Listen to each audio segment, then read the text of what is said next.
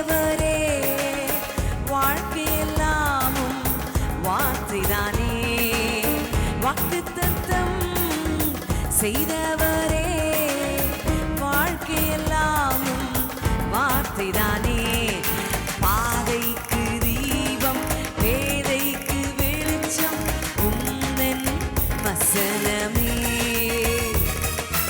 ஆற்றல் மிக்கது, ஜீவனுள்ளது, உந்தன் அருள்வாக்கு. நம்பிக்கைக்கு உரியவரே, நம்பி வந்தே உம் வசனம், நம்புகிறே உம் சமூகம். பாதைக்கு தீபம், பேதைக்கு வெளிச்சம், உந்தன் வசனமே. ஆற்றல் மிக்கது, ஜீவனுள்ளது, உந்தன் அருள்வாக்கு.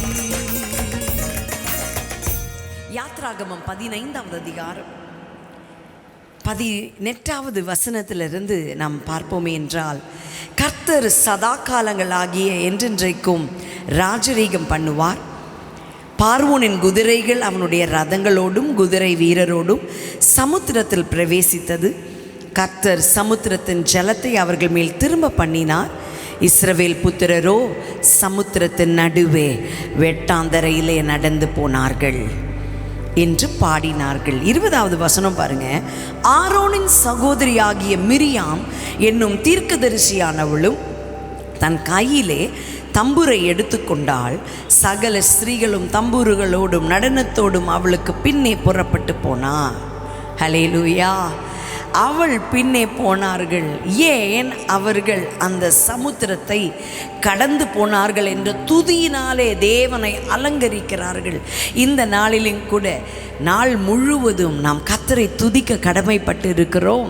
நம்முடைய வாயிலே புறப்படுகிற துதி தேவனுடைய சமூகத்தை நம்முடைய ஸ்தலத்தில், நம்முடைய சரீரத்தில் கொண்டு வரும். பிரியமானவர்களே, தம்புருவை வாசித்து கர்த்தரை துதித்தார்கள். மிரியாம் அவர்களுக்கு பிரதிவசனமாக, கர்த்தரை பாடுங்கள், அவர் மகிமையாய் வெற்றி சிறந்தார், குதிரையையும் குதிரை வீரனையும் கடலிலே தள்ளினார் என்று பாடினாள். இந்த காலை வேளையிலே I would like to encourage you. உங்கள் ஒவ்வொருவரையும் நான் அதிகமாய் என்கரேஜ் பண்ண விரும்புகிறேன், உற்சாகப்படுத்த விரும்புகிறேன். துதியிலே தேவ பிரசன்னம் உண்டு. துதியிலே தேவனுடைய மகிமை வெளிப்படும். துதியிலே தேவன் வாசமாயிருக்கிறார்.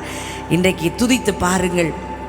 எல்லா நாளை காட்டிலும் துதிக்கிற நாளானது வெற்றி சிறக்கிற ஒரு நாளாக இருக்கும். கண்களை மூடி ஜெபிப்போமா? என் அன்பின் பரலோக பிதாவே, துதித்தலே எங்களுக்கு தகுதியானது. துதித்தலே ஆண்டவரே நீர் பிரியப்படுகிற ஒரு காரியமாக இருக்கிறது. ஆண்டவரே, உம்மை எப்பொழுதும் துதிக்க, இடைவிடாமல் உம்மை துதிக்க, உம்மை மகிமைப்படுத்த, எப்படி மிரியாம் உம்முடைய ஆண்டவரே வல்லமை அனுபவித்து உமக்கு மகிமை கொடுத்தார்களோ, அதே போல் நாங்களும் இந்த நாளிலும் கூட வெற்றி சிறக்கிற தேவனுக்கு ஸ்தோத்திரம் என்று பாடி உம்மை புகழ உதவி செய்யுங்க. ஆசீர்வதியும் பலப்படுத்தும் இயேசுவின் நாமத்தில் கேட்கிறோம் நல்ல பிதாவே, ஆமென். God bless you and have a happy day. It's a great day. துதியினாலே நீங்கள் கர்த்தரை அலங்கரியுங்கள். கர்த்தர் உங்களை ஆசீர்வதிப்பாராக. God bless you.